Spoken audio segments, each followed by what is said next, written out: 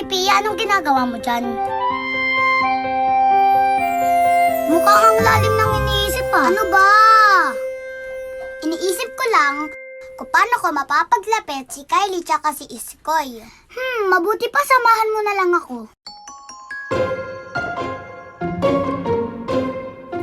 Uy, Beshi! Sabi ni Iskoy, date daw kayo. Huwag mo nga ako lokohin, no?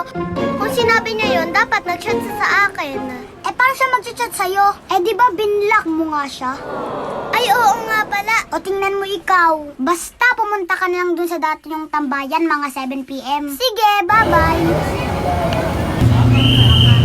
Uy, Iskoy! May pinapasabi si Kylie sa'yo. Labas daw kayo mamaya sa dati yung tambayan. Mga 7 p.m. We, di nga. Wala kang tiwala sa akin? Sige. Pupunta ako mamaya. Okay, see you.